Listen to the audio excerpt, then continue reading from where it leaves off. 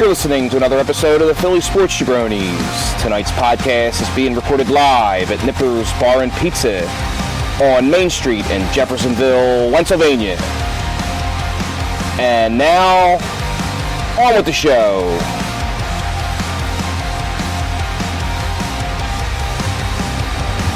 Philly Sports Jabronis. I'm Joe Darrow with Rob Sr., Mike Greger, and Carlos Slade. Hello, ladies. We're live at Nippers, again on the pizza side for this Football Thursday. NFL Week 8. Is it 8? Still 8? NFL Week 8, something like that. I think it's NFL Week 8. Yep. NFL Week 8, yeah. And I think we probably all thought that we'd spend a pretty good portion of tonight talking about the latest rumblings coming out anonymously from the Eagles locker room. Just what's that? I'm sorry. You stuck that in even so quickly that I couldn't even hear it. I'll hear it on the replay. Tourette's involuntary.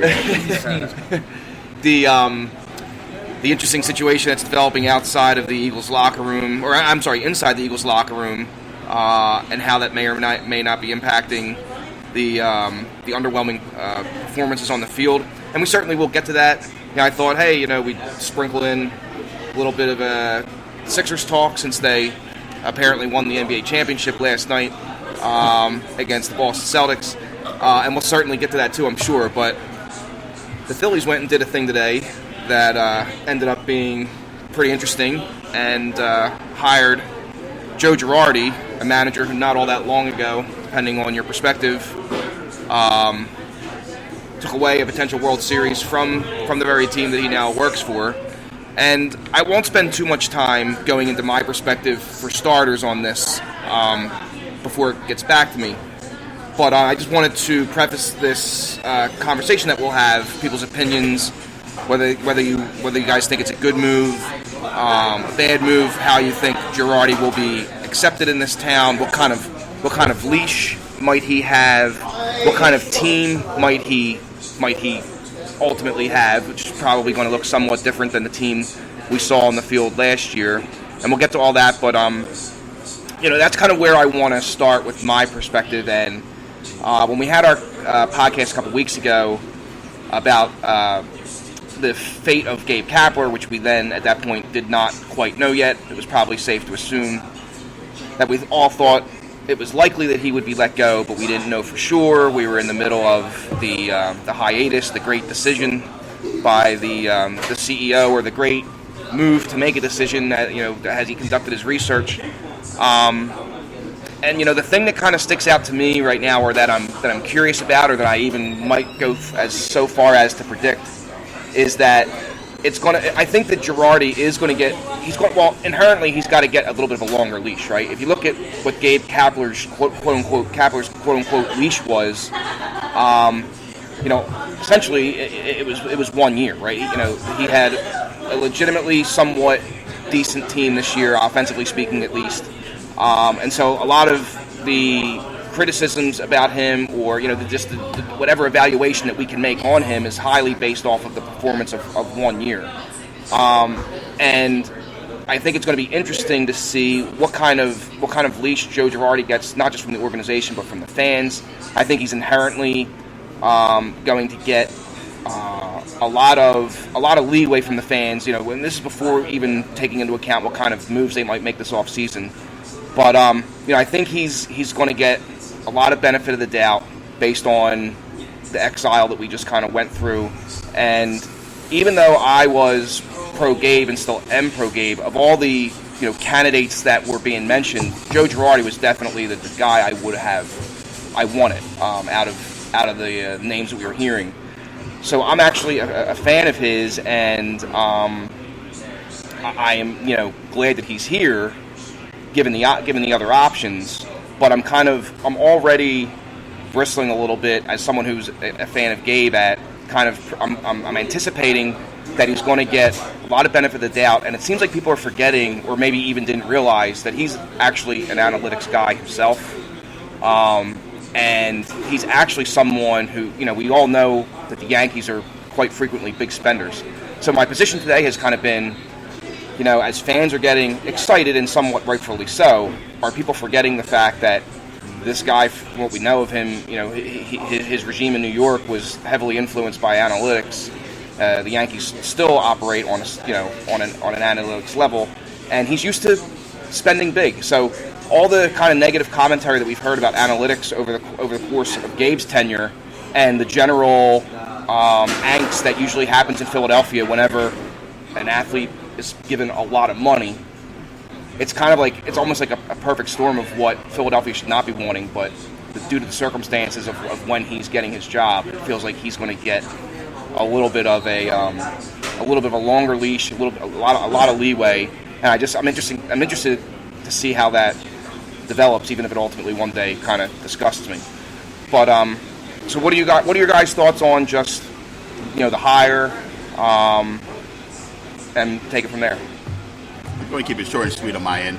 I definitely like the name. It's a little bit of star power behind the name, which is needed at this point. You tried the whole development thing with Gabe Kapler. Obviously, that didn't work out. I don't think they necessarily put the proper pieces around him or took the proper approach to constructing a team in order for him to succeed for what was deemed his specialty. So, bring Girardi in, deals with talent all the time, dealt with it with the Yankees. I mean, outside of that, things sort of remain the same until you can sit there and figure out or get any sort of pitching whatsoever. You're still going to be in the same spot regardless of what happens. You might be able to squeeze a few more wins out of the lineup, but ultimately that weakness has got to be fixed, and I don't really know how they're going to go about it. So until that happens, it is great, and I definitely appreciate the hire, and I think his leash is going to be longer than obviously Kapler's was, but just in general it's going to be pretty long. But it's still a wait and see until we figure out what's going on as far as what upper management decides to do as far as acquiring talent. And I still don't know anything about how they move outside of one big ticket item a couple big ticket items that they got over the last years with Real Muto and Harper.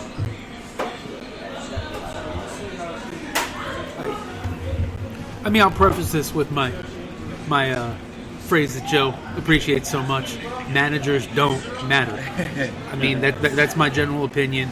The hire itself, I mean, I guess you got to give it like an A-, B+, because he was the top. I mean, maybe Madden, some people preferred, but this guy was definitely one of the top two choices out there.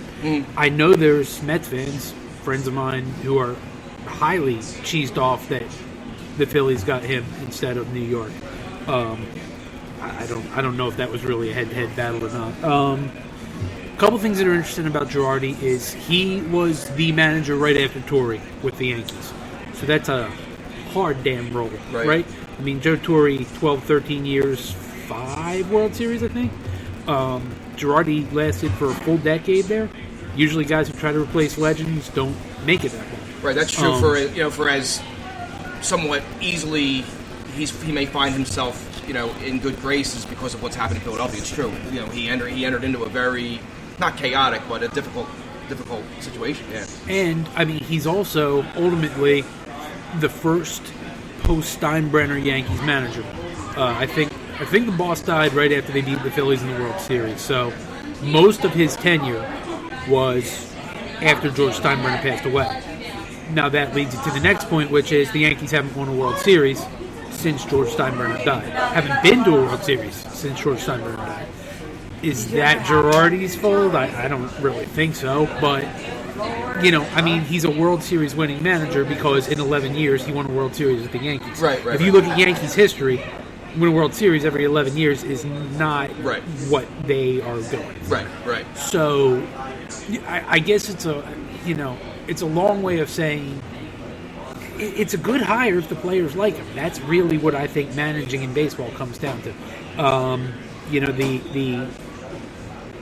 There's not really a hire, I mean, that this compares to, because every time a team in this area has gone to a coach with a different philosophy, Kapler, Chip Kelly, Dave Haxtell, and I guess Brett Brown would kind of qualify there, but that was more the front office than the coach. It's been followed by somebody completely different. Doug Peterson had his first NFL coaching job. Girardi's got more experience than that. You can't make that comparison. Haxtell followed by Craig Berube, who's now going on to win a championship somewhere else. Girardi's got more of a pedigree. coming into the job than anybody I can remember recently in this area. And that's going to be interesting in and of itself. Yeah, because no matter what he does, until it exceeds what he did in the Bronx, he's always going to be that Yankees manager who went to Philly, you know? Mm-hmm. So, I mean, maybe that's the barometer for success. Will he eventually be seen as a Phillies manager? Interesting, yeah. I mean, yeah, he was definitely at the top of my list when we were talking about it a couple weeks ago. When you looked at him and Showalter and who else did we say? Raul Ibanez, Dusty Baker. But Ibanez did. Dykstra did officially. Wait, did you watch his video? Did you watch his video? Did you watch the video he made on Twitter? Dykstra was probably under. I've watched a couple things he's done on Twitter. His video, his pitch to be the Phillies manager, and then he mentioned Carlos Santana, and everyone had to point out that he wasn't on the team last year. Yeah. Which, he was probably under the table. I don't know if he was on the table. Outside of Dykstra, Girardi was my number one. No, I agree with everything. I would watch baseball if that happened. That would be the best. Could you imagine? That would be the best. That actually would be highly entertaining. He'd be starting. That'd be great. It'd be great. Do you ever think about that? Like a go-nowhere team that's really just struggling to do anything for attendance. The Marlins at any point in time, basically. I guess they are kind of doing it with Jeter as their owner now. Right. Just the hell with it. You buy a ticket, you buy 4 tickets, you put your name in the lottery, you manage the team tonight. So somebody has to have thought of this. Yeah, but sort of like I can remember when the Sixers were really, really in the throes of tanking. I can remember saying things like, first 5 fans through the gate tonight are the starting lineup. You know what I mean? Like, so. I think they tried it a couple times. Yeah. But yeah, Dykstra as manager. I guess as long as he didn't get ejected from the game, might put some people in the seats. Oh no, I think he would want him to come out and get himself tossed every night. That would be that would help because people would be like, "What's he going to do next?" Well, this is already more exciting than the Girardi era. The key word came up, I think. Just the comparison of when you look at the comparison of Girardi against the most recent coaching hires, Brett Brown. Rob, you went through them. But, Doug Peterson. Doug Peterson to me kind of felt like they brought him in, not necessarily as a change of philosophy, but as it was Laurie's kind of way of, getting Andy as Lloyd. Close to Andy Reid as he could, bringing back the Andy Reid era again, which is somewhat understandable. But yeah, the Brett Brown, Doug Peterson. Chip Kelly, but the key word that I kind of the comparisons. People are going to continue to make comparisons about Girardi and Kapler now, right? Which is almost somewhat natural, except for the fact that, and I may be perceiving too much or anticipating too much, but if we all assume that the Phillies are going to go out and spend again. It's very likely that Joe Girardi is going to be managing a team next year that has a rotation. Forget about who they might add, but just assuming that they're going to actually beef up the rotation to a legitimate status and add a couple other pieces.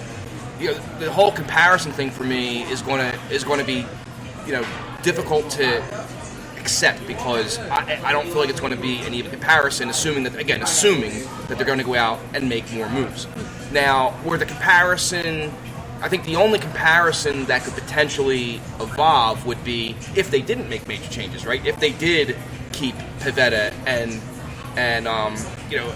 L in the rotation, and these guys saw marked improvement. Eflin, Pivetta for starters. Arrieta is to me not part of that equation because he's older and he's dealing with injuries. I don't think Arrieta's performance in any way, shape, or form could be attributed to a potentially Kapler not Kapler being bad for him as a baseball athlete. So I feel like the comparisons are going to almost be forced, right? People are going to compare Girardi against Kapler and it's not going to be an even comparison. And I feel like we're going to never hear the end of, if Gabe Kapler goes and gets a job, he's supposedly a finalist for San Francisco. Whether he ends up there or somewhere else, I feel like it's going to kind of be like we're never going to hear the end of. People are going to be almost like tracking him, hoping that he loses more than they're paying attention to the team. Like, we can't, like, how many times do we have to hear about Chip Kelly having a lack of success at UCLA? It's like, like guys are like long gone, but it still keeps finding its way to get drudged up. Well, he's an asshole. That's why. but one thing you can't.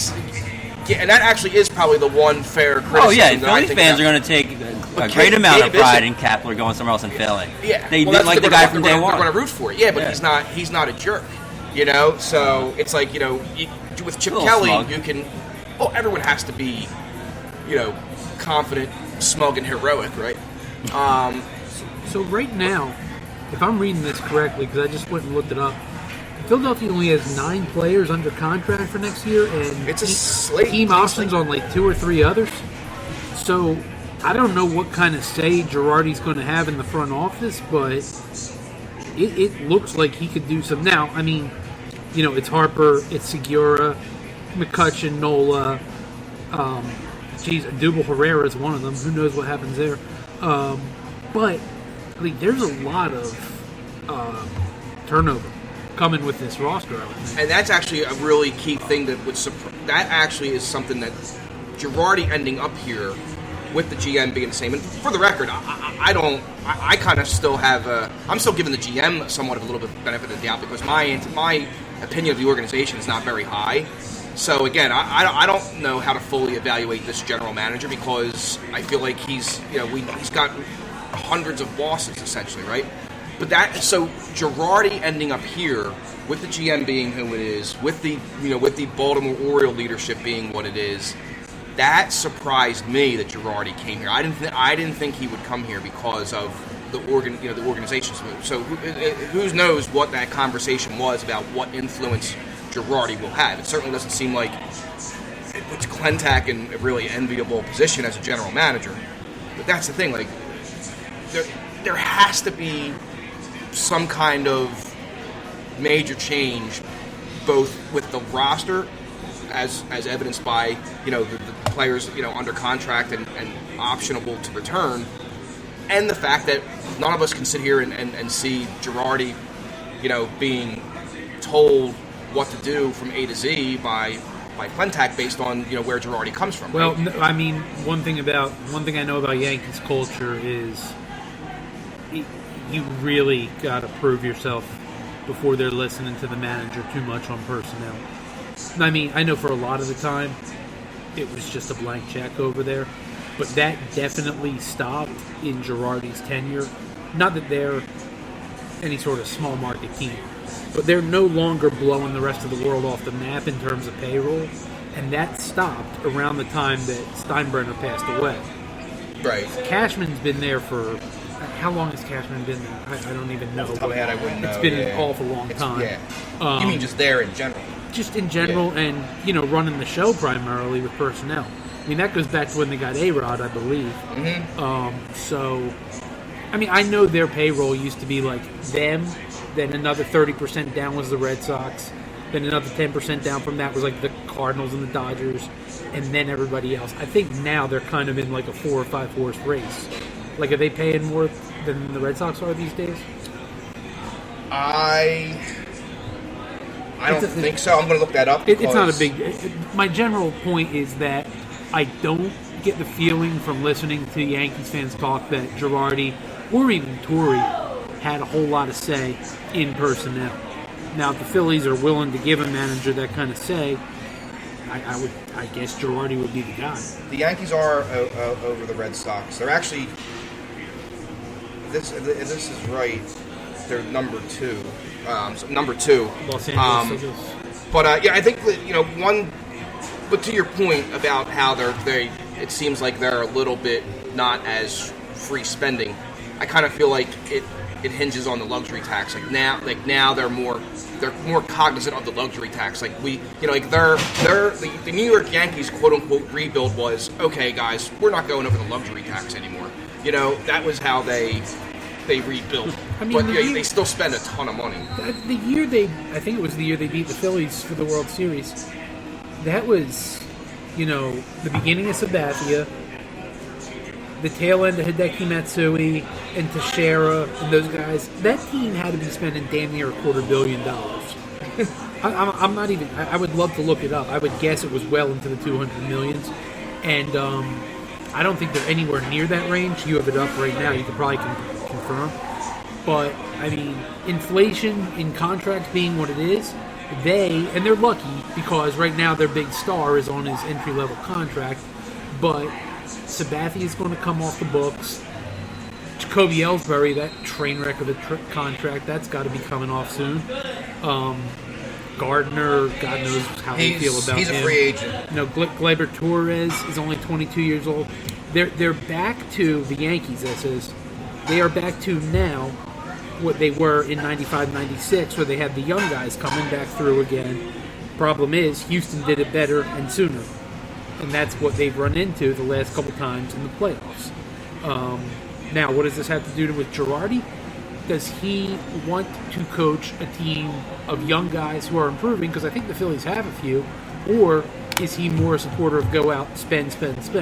Because if you only got 9 or 10 guys under contract and one of them is a Double Herrera, you have a lot of people to replace to make a 25-man roster. Are those going to come from the minor leagues, or are they going to come from established major leaguers? They don't have any. They don't have any prospects. Ellsbury has two more contract years to be paid. Yeah, that's the thing. There's no real replacement for great drafting and great development, right?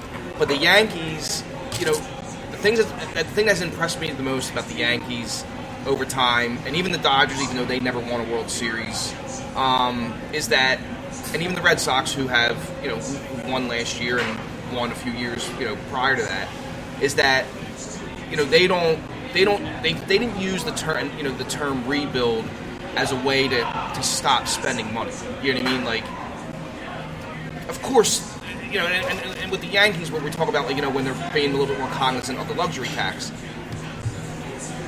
Yes, they're drafting well. Yes, they're developing well, and yes, that's really, really important. But they never used that as an excuse to not try to go out and buy what they needed in the moment, right?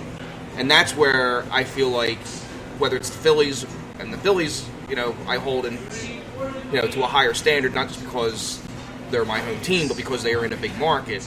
That's the difference, I think, between a big market team saying, we're going to rebuild, and as part of rebuilding, we're just not going to spend money, versus, rebuilding and, trying to do what you can to. I get it. When you spend money, there's draft picks that you can lose and stuff like that, which has to come into the equation. But if you're, after a couple years, especially in the Phillies, after 2 or 3 years, when the effort of rebuilding wasn't necessarily working to the point that you were getting into the playoffs without spending a lot of money in free agency by development, well, at that point it becomes really important to say, you know what, we have to go out and buy what we need. And they let people like Max Scherzer and Zach Greinke and David Price, who doesn't have the same cachet as those two guys anymore. Even Patrick Corbin last year. Yeah, I know the Phillies went out and made some really nice offseason moves. They went out and bought Bryce Harper. That's great. Shouldn't have stopped. If they're going to be, elbow deep in free agency market again this year, well, that makes the fact that they didn't go out and get Patrick Corbin last year that much more stupid. Because he's, other than Garrett Cole, I don't know that there's anyone else that's going to be available after this season who's better than Patrick Corbin. See what I mean? So the fact that they just didn't entertain the notion of bringing these guys in has really put them in the position where they are now. Imagine if you had, two of those 4 guys, because you could have had them in different years. Imagine if you had Scherzer and Corbin. The Nationals did. I think great. Nationals have a better lineup from top to bottom than the Phillies too. But if you put Scherzer and Corbin on this Phillies team with Nola and that lineup, they're probably in the playoffs, right? I mean, whether it's Gabe Kapler or whoever, any one of us managing. So I know we probably want to move on, but I just have to point this out because it's incredible. Girardi's first year as a manager was with the Florida, now Miami, Marlins in 2006. His total payroll was a shade under $15 million, which was a whole 135% less than the next lowest payroll, which was $35 million, okay? He signs on with the Yankees in 2008. His second year, they win the World Series with a payroll of $209 and change million. The next highest team, actually it's like a three-way tie between the Mets, Cubs, and Red Sox, was $135 million.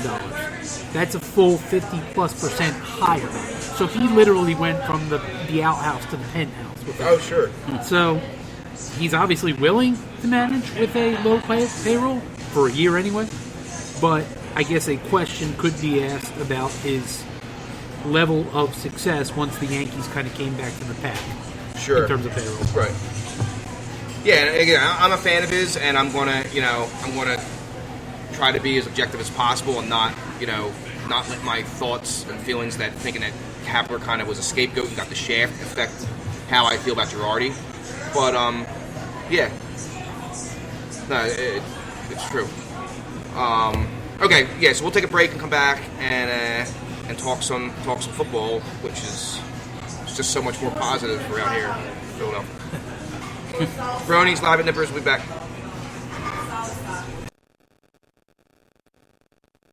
Can't get enough of the Philly Sports Jabronis? Want to get together over tea and scones and share with us your life story? No thanks. We hate tea and scones. But we do have a website you can visit that offers all the jabroni action you can handle. Go to www.phillysportsjabronis. That's JABRONIS.com. Yahoo! The Philly Sports Jabronis are everywhere. We're online. We're streaming through the internet airwaves. Can you hear me? We're probably hiding in your bushes. Hey, get out of there. Oh, and we have social media pages. Find us on Facebook and on Twitter at Philly Sports Jabs. And for God's sakes, trim your bushes. It's like Jumanji in here. Who are your top 5 Philly outfielders of all time? What's your pick for the top 5 all-time Philadelphia sports jerseys? Who are the top 5 Philly athletes you'd never let babysit your kids? Let us know by visiting My Top 5 at phillysportsjabronis.com and let us know. Again, that's My Top 5, and the website is phillysportsjabronis.com. Philly Sports Jabronis, we're back live from Nippers. Joe Dyer with Rob Sr., Mike Greger, and Carlos Slade. You can find us on iTunes and iHeartRadio.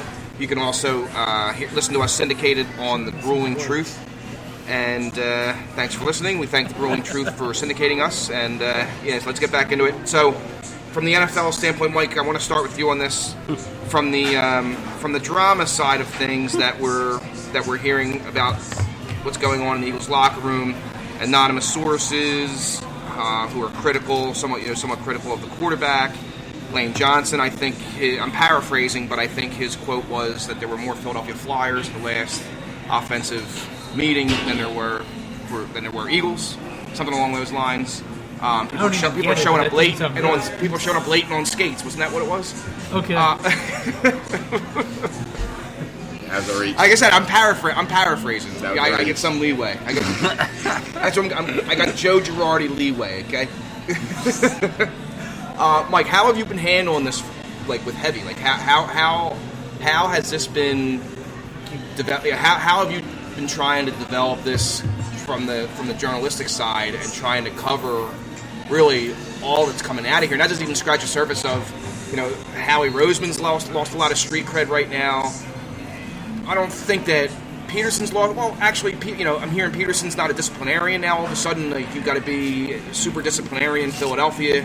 But Peterson's not a disciplinarian. He can't operate without Frank Reich. And well, it hasn't been all that long since people wanted Schwartz out of here. But how are you handling that? Just trying to cover that, and what's your take on things? On a lot that's going on that's not really healthy in that locker room or on that football field. Well, I didn't have very many clicks beginning of last week, and now I'm about at my goal. So it's been good for business. Yeah, it's just something new every day, and it's Some of it's the same old, and some of it seems a little maybe contrived, maybe. But where there's smoke, there's fire. Something's going on. This team's not right. It's uncommon for them to be talking. This is not something that they've done in the past. Like, why? I know everything gets magnified when you're losing, obviously, but just shut up. And that's got to fall back on Doug. Like, why are these leaks popping up, and why are teammates talking, criticizing each other, and why are they talking to Josina Anderson? Like of all people, like, why are you talking to her? Like, tell the local reporters or talk to Eskin. He's on your side. He'll spin something for you. Talk to Maria Taylor. What about the Yeah. So do you think this is a locker room just run amok, or did the Eagles, was there a leak there for the Eagles to, did the Eagles purposely leak something for their own game?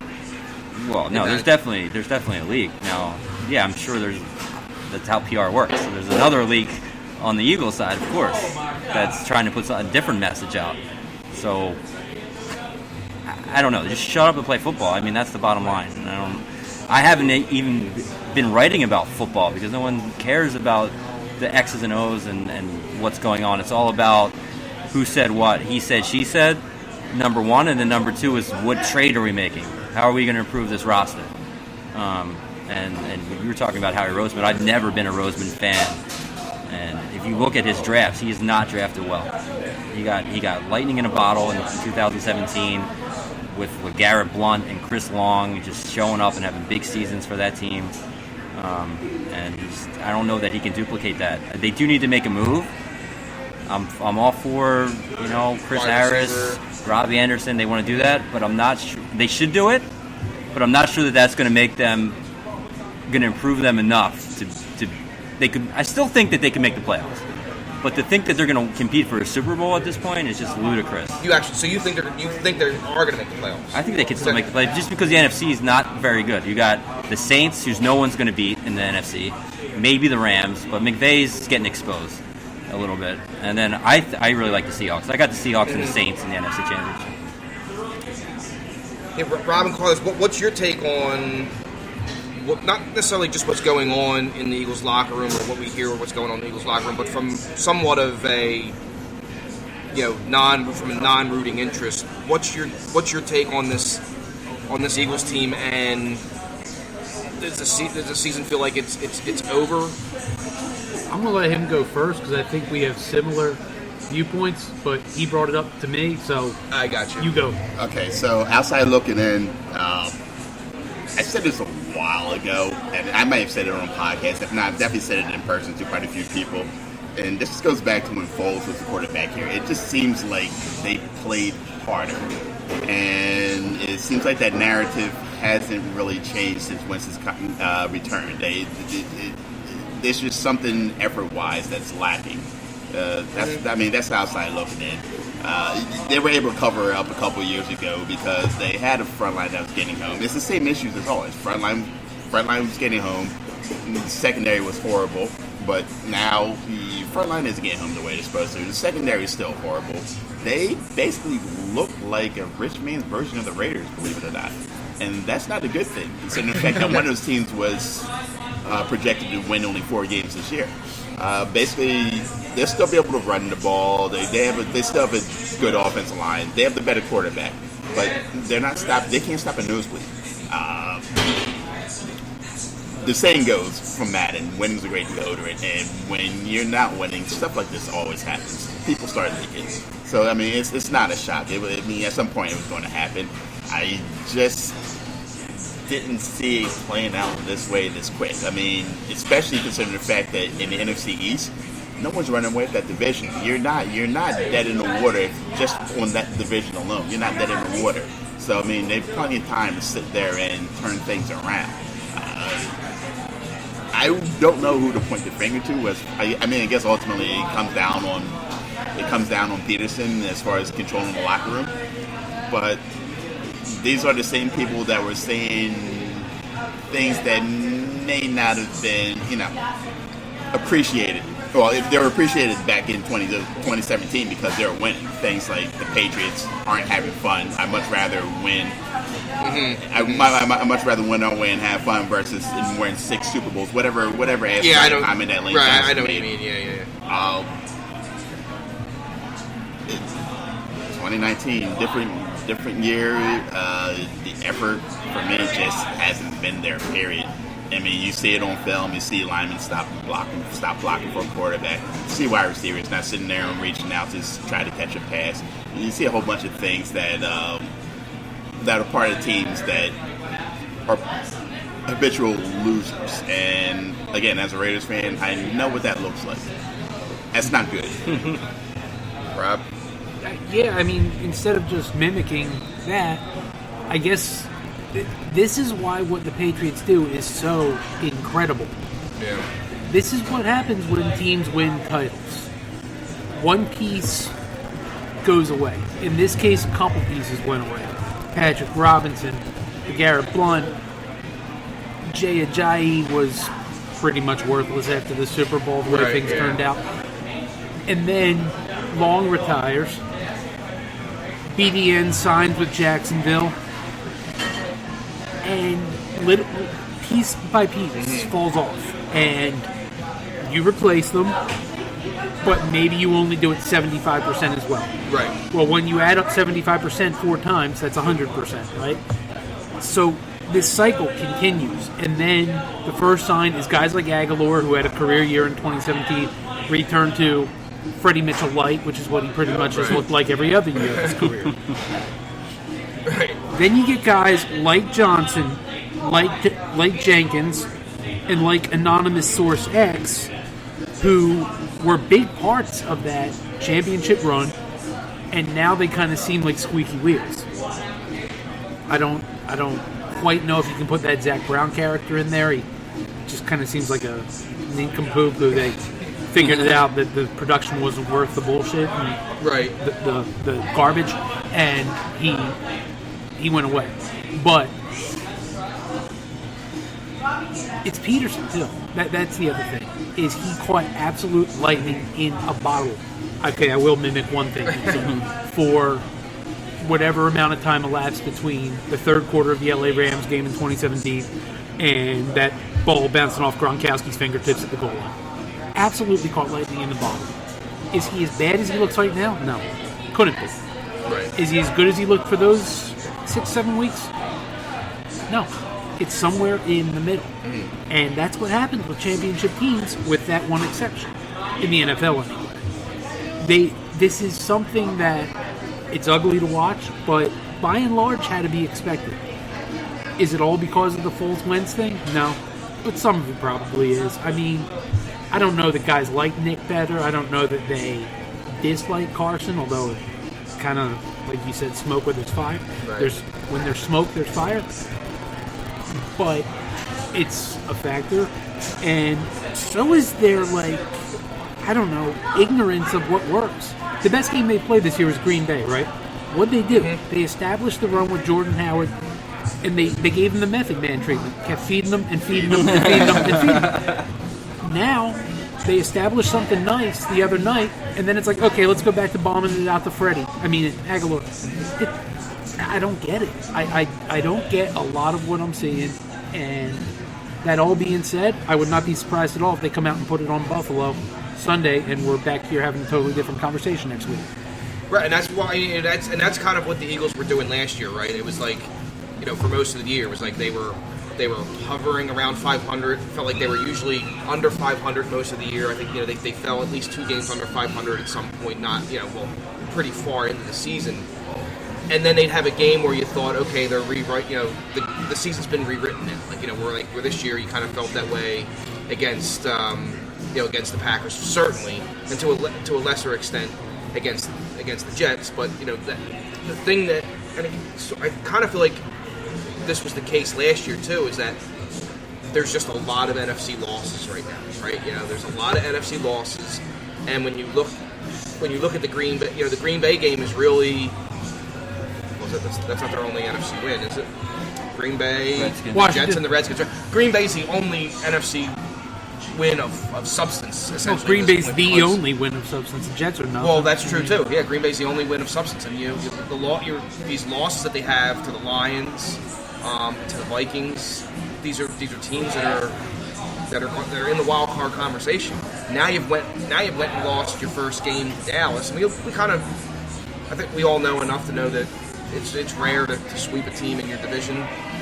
In any given year. How many straight have they lost to them though? It's not even Five. a sweeping thing. They don't beat them. It's getting really bad. That was a the beatdown, Cowboys actually too. have been sweeping. They didn't even show up. At least last year, those games were close.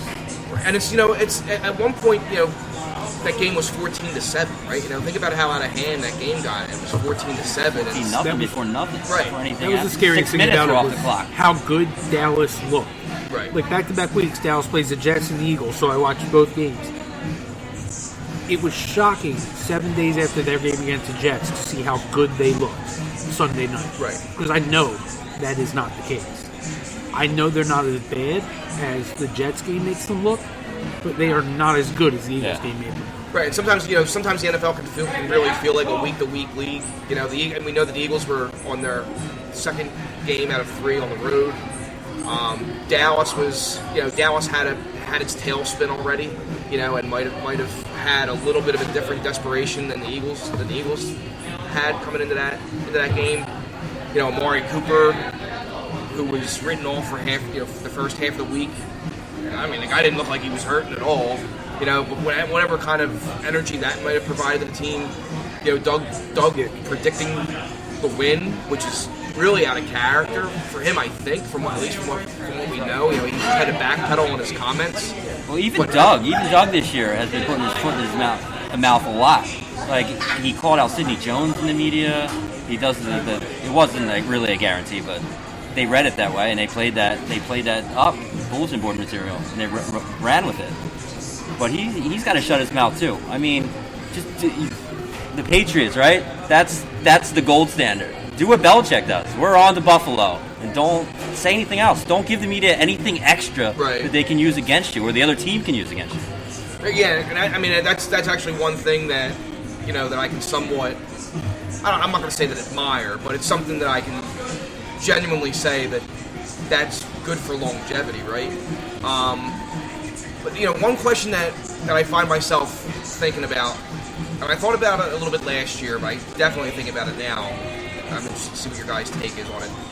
Just as a general question, when you win a championship, okay, how long, without getting too much into, Rob, you laid it out pretty well about the domino effect and the pieces that have been lifted for various reasons from this team, and the emotional and physical and X's and O's impacts that it has individually and as a whole. But generally speaking, because this is uncharted territory for Philadelphia. It's team having won a recent Super Bowl, right? How much time is an organization that for the most part, from the top, at the top, stays the same? How much time do they get to try to get back there again? Are we being unfair as a whole in expecting this team to be 2 games over 500, 3 games over 500 at this point? I mean, preseason, everybody was calling it the best roster in the NFC. Was that right? wrong? Was that Well, I mean, clearly it was wrong, Yeah. but what I'm saying is it's not like it was a Philadelphia specific, what is everybody missing? These guys are going to be awesome. right from the national standpoint? They were overhyped from the beginning, and I think they probably started reading their own press clippings and we're this good. Like, Deshaun's back, and that's a huge loss. That can't be underrated. But they start reading their own press clippings, and Ortega-Whiteside's supposed to be the next Alshon Jeffrey. He can't even get on the field. Miles Sanders, there's 2 wasted picks right there. Well, I don't know. That's the thing. That's where I say, I feel like it's too soon to tell for sure. Of course it's too soon, but they don't look like they're going to be the players we thought that they were going to be. Right, they certainly don't look right. That's fair. I know that this is like the reverse of the whole, other than that, Mrs. Lincoln, how did you enjoy the play saying, but if you take Carson Wentz out of the equation and you look at Roseman's draft track record, it's It's terrible. I'm not going Right. to say anything else. Just go Yeah, do it. it's No, I know. terrible. Don't get me wrong. But and the thing, and I was. And he's holding on to all these draft picks like he's going to make these great moves. Get rid of them because your draft picks stink. Well, I'm of the. Hey, Rob, Do do you still think Miles Sanders is better than Josh Jacobs?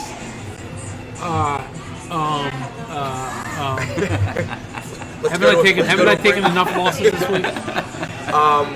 No, but that's. I mean, I'm generally of the mindset of even if you're the greatest drafter in the world, and that's I don't know if any human being can own that crown because if you go to and look at someone's draft record, you're going to have more misses than hits. It's just the nature of the beast, Yeah, right? no one bats 1,000 in Right. the draft. But yeah, I definitely subscribe to don't hold on to your draft picks like they're totally gold because you should be doing what you have to do to try to win in the moment and not play for 3, 4, 5 years down the road because that can end up and I can end up in no championships at all. So what good do those draft picks do? Yeah, so I'm just a little conflicted in trying to figure out how long these guys should have to get their act together. But it certainly shouldn't look like a mess that it is, right? It's one thing to lose games competitively, and home versus road. No, you can break down wins and losses in a myriad of ways. But yeah, the makeup of this team looks really, really shoddy. This time last year, or maybe a couple weeks after this time last year, they looked like they were in Super Bowl hangover mode, right? And then something flipped when Foles came in. Yeah. A couple teams helped them out with a couple losses at the right time, and they made a run. Maybe we're just seeing the completion of the first half of last season. Unfortunately, although I'm really not trying to suggest this, there's a common element at the quarterback position during those times. Yeah, and there definitely is. Like, there definitely is and was a difference when Nick Foles was on the field. And some things you just can't quantify. Like, I'd stay standing on my head that Carson Wentz is the more talented quarterback. I mean, sometimes you can just... I mean, sometimes just based on where someone is drafted, right? If someone is drafted 1, 2, 3 overall versus, and I don't quite remember what number overall Nick Foles was, but it wasn't anywhere close to 1, 2, or 3, right? Third round. So I'm 70, 80 horrible something. at math, right? Yeah. So just on the basis of that alone, Carson Wentz would just have to be a more talented quarterback, or there'd be no NFL. Like, there'd be not enough people evaluating, to make a right decision. If pure God-given talent was all that mattered, like, what would the all-time quarterbacks list look like? Brady wouldn't be on it. Right. Elway probably would. Marino probably would. Peyton Manning probably would. But, like, my God, Ryan Mallett might be up there. I mean, I have never, ever seen an arm like that. Right. Oh, Jeff George. Jeff George is another good one. Yeah. Vic. Vince Young. Yeah. I mean, these are... Sammy Sleeves, Yeah, I mean, people have... No, well, that one off. He's a little bit of an anomaly. Yeah, that's all Lincoln Riley but stuff he wasn't, right there. But some things are just. My point is, I guess Nick Foles being drafted 70th, 80th, 90th. I'm not saying he was the long-term answer better than Carson, because I mean we're seeing him get supplanted by Uncle Rico quite possibly now, right? Right. And who knows what the rest of Foles' career is going to look like. But whatever happened during those 7 weeks back in 2017 and those 4 or 5 weeks last year, I don't know if it means they lost confidence in Wentz. I don't know if something, the undercurrents were there back when somebody said something about how he needed to be more of a teammate or more of a leader. I forget what the words were. Right. And now, more stuff. And the weirdest thing about this anonymous person X who says whatever, it's a freaking agent, okay? Let me just go out there and say it, because you're telling me a player is going to sit there and tell you that 68% of the time on third down and more than 5 with a 2-back set, Carson's checking down. That was part of the quarter. Some ridiculous thing like that. Right. I don't think the player who is being most accused of this is sitting there with those stats to Right. read to Justina Anders. Yeah, that's So true. something smells funny about Right, that. too. right. That's But- that's true. Anyway, whatever happened during that Super Bowl run, it changed something either in the team or in Wentz or both maybe, and it hasn't been fully fixed. Doesn't mean it can't be, doesn't mean it won't be, but it hasn't been. Right, and it's it's very plausible to think that Carson Wentz can be the more talented quarterback, but at the same time, this team, potentially under this management, under this coach, that Nick Foles just works better from a scheming and an emotional standpoint. Both things can be true. But because look at the evidence of Nick Foles. I mean, we don't have any evidence of Carson Wentz on another NFL team, but Nick Foles in playing with the Rams, and obviously Andy Reid wasn't quick to anoint him in Kansas City or anything like that. So the whole thing is really kind of nuts. But yeah, I guess there's not a whole lot more that can be said on it right now. So we'll take a quick break again and come back with games not to bet and wrap it up with some Survivor for those who may still be playing. Jabronis, we'll be back. Can't get enough of the Philly Sports Jabronis? Want to get together over tea and scones and share with us your life story? No thanks. We hate tea and scones. But we do have a website you can visit that offers all the jabroni action you can handle. Go to www.phillysportsjabronis. That's JABRONIS.com. Yahoo! The Philly Sports Jabronis are everywhere. We're online. We're streaming through the internet airwaves. Can you hear me? We're probably hiding in your bushes. Hey, get out of there. Oh, and we have social media pages. Find us on Facebook and on Twitter at Phillies Sports Jabs. And for God's sakes, trim your bushes. It's like Jumanji in here. Who are your top 5 Philly outfielders of all time? What's your pick for the top 5 all-time Philadelphia sports jerseys? Who are the top 5 Philly athletes you'd never let babysit your kids? Let us know by visiting My Top 5 at phillysportsjabronis.com and let us know. Again, that's My Top 5, and the website is phillysportsjabronis.com. That tells me Nick's pick for his Philly Sports Jabronis. I'm Joe Dyer with Rob Sr., Mike Greger, Carlos Slade. We are live at Nippers on this Football Thursday, NFL Week 8, and we're about to get deep into games not to bet. Yeah, and actually we have a few decent ones, I think, this week. Thanks to Mike, who put me onto one of them that I realize now I really don't like. Chargers at Chicago. Started out Bears -6. It's gone all the way down to Bears -3.5. As we've talked about a lot on this show, Chargers, they really don't have a home field, Right. so they are better on the road than they are at home. Combine that with the fact that the Bears got smacked last week at home. The quarterback situation is completely amiss there. Trubisky, they're ready to call him Blake Bortles Jr. A complete mess. The Chargers look like they're going through the season from hell. Probably not the best place to put your money at 1 o'clock. So there's your 1 o'clock game not to bet. I would put the Eagles in this category too.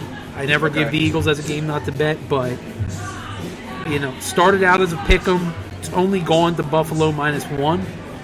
I would have thought the line move, based off what's happened recently, would have been greater. Now the Eagles are in their third of 3 road games, but given where they are, this is kind of do or die. Right. Whereas Yeah. Buffalo at 5-1, if you're willing to cede the division to New England, Buffalo can kind of afford to lose this one. Philly can. At the same time, do you want to put your money on the Eagles right now? So I won't make it official, but that's kind of how I feel about it. 4 o'clock, maybe I'm just slow, but I'm still not trusting the 49ers week after week after week. Carolina comes off the bye. Team plays better with Kyle Allen right now than they do with Cam Newton. They're getting 6 points in San Francisco.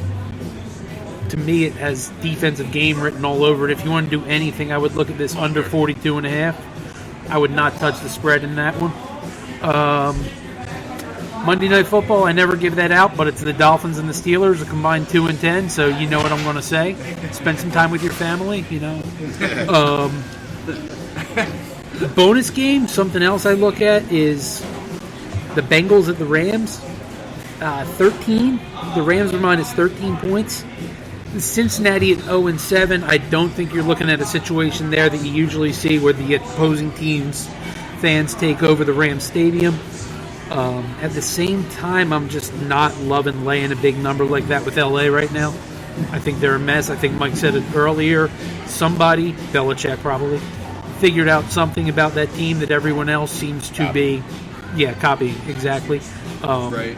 I don't know what kind of power the Cincinnati Bengals have to copy anything the New England Patriots do. I think, is it Taylor, Zach Taylor? Yeah, he's a McVay guy, right? I think he could be, call him Anthony Davis because he might be one and done. I don't really want to touch either side of this game. Now the number's going from 9.5 to 13, so you would think that might even take this out of teaser territory. But anyway, in order, 3 games not to bet: Chargers at the Bears, Carolina at the 49ers, and finally the Bengals at the Rams. College bonus, not doing it. Not going back and getting burned by Michigan State twice. No, I don't care how good that spot is. I am not doing it. I'm going to give you another ugly Big Ten over. Minnesota and Maryland. Go over. Minnesota is for real enough. Maryland does not play defense, and they play offense every other week. They scored 7 last week. There you go. Carlos, Mike, anything? As far as the game's not the bet. Yeah. Rob basically cover him also on Survivor. On the Survivor, this is actually for me. This is a rare week where I like tonight's game. Kirk Cousins getting to go against Washington at home. It's a short week, so I am not anyone who ever puts any kind of faith at all in Kirk Cousins.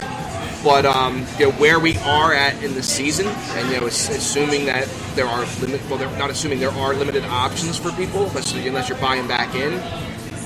Minnesota here at home on a Thursday was a pretty attractive game for me. Not to say that it was going to be necessarily a blowout. I would have liked it to have been a blowout for fantasy purposes, but I didn't see Kirk Cousins finding a way to lose this game at home. Had it been in Washington, might have thought a little bit more about it.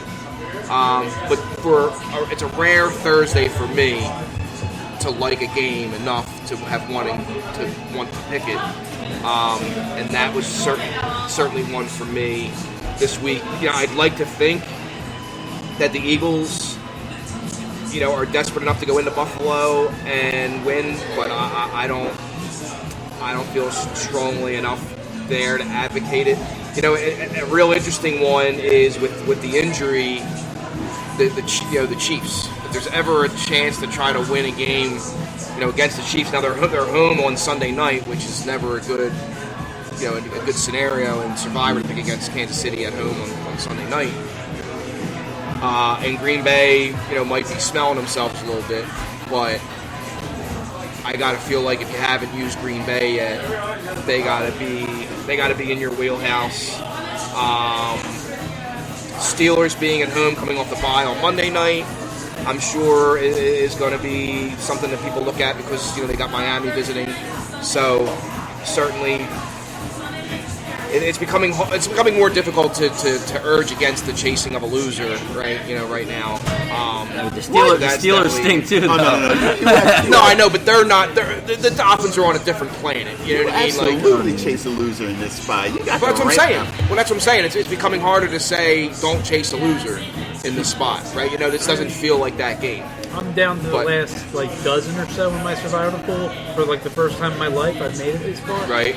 So it's primarily because I'm chasing the Dolphins, and I'm doing it again this week. Right. This season it's been easier to say chase the Dolphins this season than it has been because they're historically bad. I'll say one thing in your defense here: favorites of any number have a losing record on Sunday and Monday nights this season.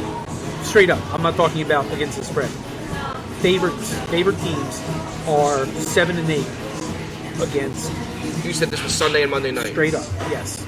Straight 3 and up. 4 on Sundays, plus there was the extra Monday night game the opening week.